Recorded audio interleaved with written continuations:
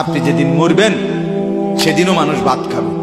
এই গ্রামবাসী ধোকা ধোকা, মহল্লাবাসী ধোকা, এগুলো সব ধোকা, সব ধোকা। বন্ধুরা ধোকা, স্ত্রী ধোকা, এগুলো সব ধোকা। সব ওই রাত্রে খানা খাবে, আপনারে দাফন করে আরো বেশি খাইব মানুষের ঘরের থেকে যাইতে আইনা ভাত খাওয়ায়। আও সারাদিন কাঁদছেন আমনে, শরীর দুর্বল হয়ে যাব খানা না খাইলে। ভাত খা, খানা বন্ধ।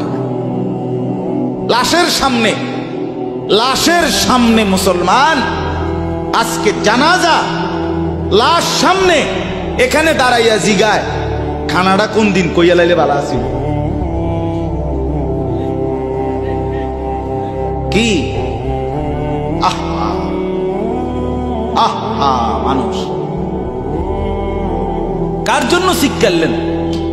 এই মানুষগুলো তারা আজকে জিগায় খানাটা কোন দিন, 4 দিন না খানাটা কি সোমবারে করলে ভালো হয় না মঙ্গলবারে করলে ভালো হয়? কত অনবুঝ করে লাইলে ভালো আছিল, লোকজন কি আর আবার পাইবেননি?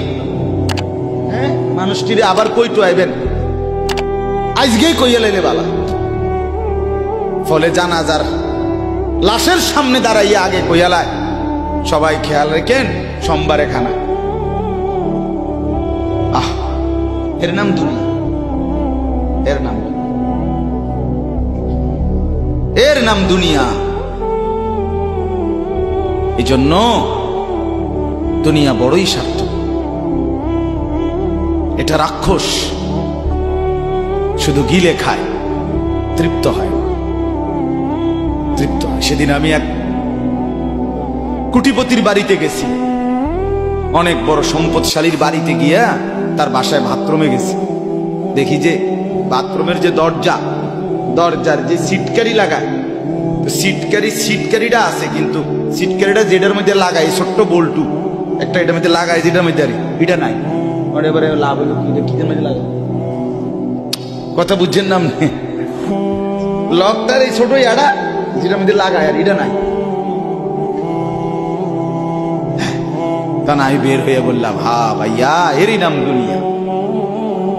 দুনিয়া এমন একটা না একটা থেকেই যায়, সব চাহিদা সব প্রয়োজন পূরণ হয়, পূরণ। আপনার লাশ যেদিন জানাজা হবে সেদিনও আপনার ঘরের হাজারো প্রয়োজন বাকি থেকে যাবে, বাকি থেকে। পৃথিবী হাসবে ঠিকই, সিএনজিও চলবে, অটোও চলবে, সূর্যও ডুববে, চাঁদও উঠবে, রাতও শেষ হবে, দিনও আসবে, কেউ থামবে না আপনার জন্য। আপনি শুধু চলে যাবেন একা কবর, কেউ থামবে না। এরে বাপ, কেউ থামবে না। ছেলেরা আজকে বন্ধুর পাল্লায় পড়ে নষ্ট হয়ে যাচ্ছে। আহ, সমবয়সী বন্ধু তোমার উলঙ্গ ছবি দেখায়া, নর্তকী দেখায়া শেষ করে দিল, তুমি বুঝনা। সমান সমান বন্ধু একসাথে তোমার জুয়ার আড্ডায়, মদের আড্ডায়, নারীর আড্ডায়। আহ, আফসোসের ব্যাপার। ভাবতেই শিখেন একজন মানুষ সুস্থ স্বাভাবিক, একজন সতেজ সবল মানুষ, সে কেমনে এত বোকা, নিজেকে ধ্বংস করে। আমি যখন এখন এই মাত্র যে দিদা আসতেছিলাম গাড়ি দিয়া, একটা ছেলে প্রতিবন্ধী, ছোট একদম প্রতিভা, সে দাঁড়াইয়া রয়েছে মাঝখানে, মানে গাড়ির হরনও বোঝে না, কিছুই বোঝে না সে। পরে আরেকটা ছেলে ধরে তারে এক পাশ করে দেওয়াতে তারপরে আমার গাড়িটা আছে এই এখানে। এখন এই ছেলেটা তো অবুঝ হইতে পারে, এই ছেলেটা তো প্রতিবন্ধী, সে তার ভালো মন্দ বুঝে না। কিন্তু তুমি ছেলে সুস্থ সবল স্বাভাবিক যুবক, তুমি কেমনে নিজের ভালোটা বোঝো? তুমি কেমনে নিজের ভালোটা বুঝো না বলে? এত মানুষের জানাজা, কবরস্থান নাই এমন কোন এলাকা আছে বলেন? আপনাদের মহল্লায় কবরস্থান নাই? আপনারা কোনোদিন জানাজা পড়েন নাই? আপনারা লাশ দেখেন নাই? তাহলে জলজ্জান্ত মানুষ আজকে কবরে জনাব হযরত মাওলানা আব্দুল বারী সাহেব, আমার তো পুরা মনে আছে কত সময়, আমার কতদিন বয়ান একসাথে দেখছি, করছি, কথা বলছি। কোথায় হারিয়ে গেল? কোথায় চলে গেলেন? এইভাবে পরিচিত চেনা মানুষগুলো প্রতিদিন হারিয়ে যায়, কবরে চলে যায়। এরপরও কি আমার কলিজার ভিতরে একবারও এই ছেলে বয় বেটা, আহাম্মক কথাকার বেটা, জিন্দেগিটাই ছবি, জীবনটাই ছবি, একেবারে যেটা পাও।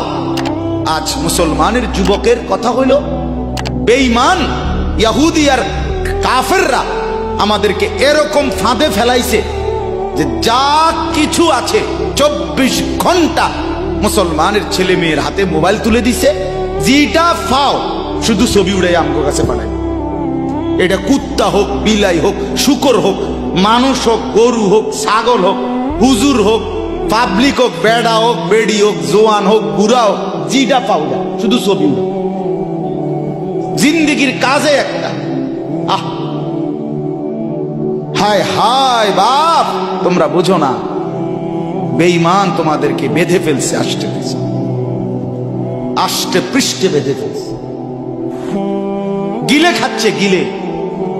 একটা সেকেন্ড সিদ্ধান্ত বেঈমানের যে মুসলমানের একটা নড়াচড়া তারা তাদের আড়াল হইতে দিবে না।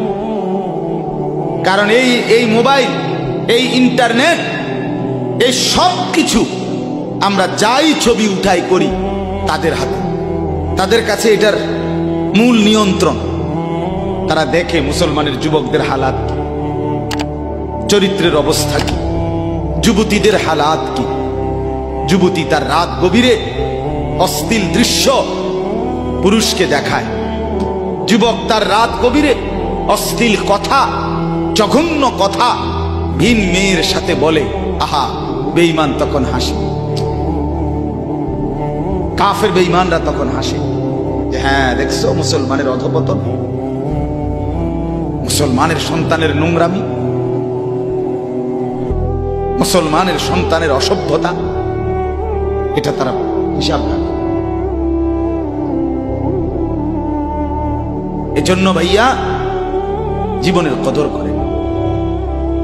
একজন হলে একজনই বোঝেন, দুইজন হলে দুইজনই বোঝেন। বাবাদেরকেও বলি, আমার ছেলেদেরকেও বলি, সবাইকে বলি, বাস জিন্দেগির কদর করেন। এই বলতেছিলাম, এটা আমাদের হায়াত, এটা আমাদের জীবনের সবচেয়ে বড় সম্পদ। এই সময়টা, এই হায়াতটা, আমার জীবন, আমার হায়াত, এটাই আমার সময়, এটাই আমার জীবন। যেটা ঘন্টা, মিনিট, সেকেন্ড, এটাই আমার জিন্দেগি। যেটা জিন্দেগি, এটাই ঘন্টা, মিনিট, সেকেন্ড। আমরা মরার আগে মানুষ বা অসুস্থ হইলে, অ্যাক্সিডেন্ট করলে, বুড়া হইলে মানুষে কয় না যে ভাই আমার আর সময় নেই, ঠিক কিনা বলে, আমার সময় শেষ, তার মানে হায়াত শেষ। তাহলে বুঝা গেল যেটা হায়াত এটাই সময়, যেটা সময় এটাই কি বলেন না, হায়াত।